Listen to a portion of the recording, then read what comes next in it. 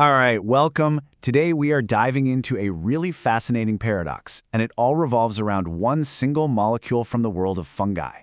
Now, this is a compound you might see on the shelf in a health supplement, but it's also used as a critical warning sign for some of the most dangerous infections out there. So, how can one thing be both so helpful and, well, so alarming? Let's get into it.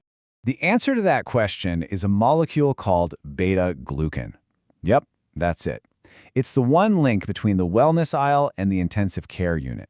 And if you can understand this one molecule, you really start to understand a fundamental story of how our body sees threats, and it all comes down to one very simple rule.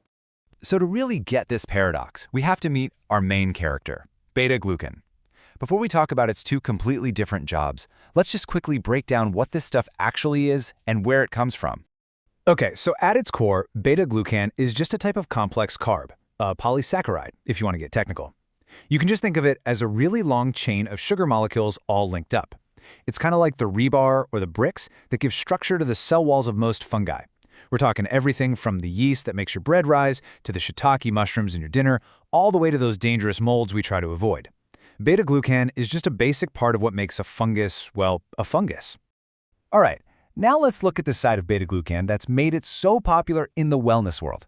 For years, it's been talked about as this powerful immune booster. And you know what? It turns out there's a whole lot of research to back that claim up. And the evidence for this is pretty serious. Look at this number, 34. That's the number of separate human randomized controlled trials that were all pulled together in a big systematic review back in 2021. So we're not talking about just one or two studies here. This is a broad look at high-quality human research, and all of it is focused specifically on the health effects of beta-glucans from fungi. And what's really cool is that those human trials found that beta-glucans from different fungi can have distinct beneficial effects. For instance, the beta-glucan you get from baker's yeast, that's been shown to help reduce cold and flu symptoms. The stuff from shiitake mushrooms linked to strengthening your overall immune defense. From oyster mushrooms, it can stimulate mucosal immunity. You know, that's your body's first line of defense in your nose and throat. And from a source called black yeast, it's even been shown to help with allergy symptoms.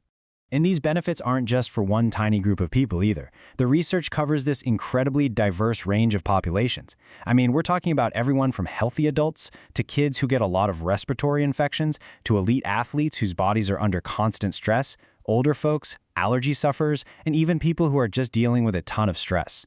The positive effects really have been seen across the board. So the evidence seems pretty clear, right? Taking a beta-glucan supplement can be a really good thing for your immune system. But this is where our story takes a sharp and pretty dramatic turn. What happens when this exact same molecule is found somewhere it is absolutely not supposed to be, like floating around in your bloodstream? Because, you know, when beta-glucan is detected in your blood, it is no longer a helpful supplement. It completely transforms into a clinical red flag, a crucial biomarker that doctors use to diagnose severe and often life-threatening fungal infections. And the stakes here could not be higher. I mean, just look at this quote from a 2021 paper.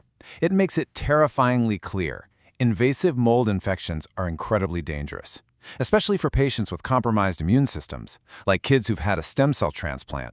These infections can have mortality rates as high as 80%. 80. So getting a fast, accurate diagnosis is literally a matter of life and death.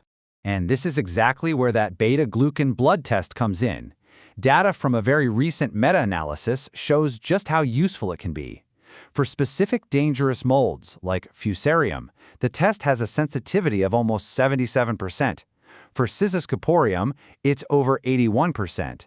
What this means is the test is pretty darn good at flagging the presence of these invaders, often way before traditional methods can, giving doctors a critical head start on treatment. But, you know, the test isn't a silver bullet. It's kind of like a smoke detector that's great for most fires, but might not pick up on certain kinds of smoke. So it's really effective at spotting common culprits like Candida, Aspergillus, and Pneumocystis. But some other fungi like Cryptococcus or the molds that cause that awful mucormycosis, they just produce very little beta-glucan. And that means the test can miss them entirely. It's a powerful tool for sure, but doctors have to know its limitations. So, here we are, back at our paradox. How can beta-glucan be both a helpful supplement and a dangerous alarm bell? Well, the answer is surprisingly simple, and it's that classic rule from real estate. Location, location, location. Okay, first, let's trace the path of a beta-glucan supplement. You swallow it. Since it's a dietary fiber, it passes right through your stomach and small intestine pretty much untouched. Then, in the large intestine, your gut microbes go to town, fermenting it. This whole process interacts with that huge network of immune cells you have in your gut lining, and it kind of gently trains or primes your immune system. Your gut is designed to encounter foreign stuff, so it just samples things curiously. But here's the key: the molecule itself never gets into your bloodstream. Now flip that script completely and think about an invasive infection. In this case, fungi are growing where they absolutely should not be, in your lungs, your organs, deep in your tissues. As these fungal cells grow and die and break down, they release beta-glucan directly into your bloodstream. And unlike your gut, your blood is supposed to be a totally sterile environment. So when your immune system spots a piece of a fungal wall there, it doesn't get curious, it panics. Think of it this way: a bear in the forest is normal. That's beta-glucan in your gut. But a bear in your kitchen, that is an emergency. That's beta-glucan in your blood. So we've seen the two faces of beta-glucan, right? And now we can finally solve this whole fungal paradox. It was never really about the molecule itself. It was always about the message it carries based on where it's found.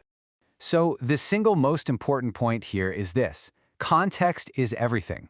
When you eat beta-glucan and it stays in your digestive system, it acts as a helpful prebiotic, food for your good gut bacteria, and it helps train your immune system. But when that same molecule is found freely floating in your blood, it is a clear-as-day sign of an invasion. It's a critical alarm bell screaming to your body that a dangerous fungal pathogen has breached your defenses. It's just a powerful reminder of how incredibly complex our bodies are, isn't it? The same molecule can have two completely opposite meanings, and it kind of leaves you with a question to think about. What other natural compounds are out there that could be both a friend and a foe, all depending on the context of where we find them? Thanks for joining this explainer.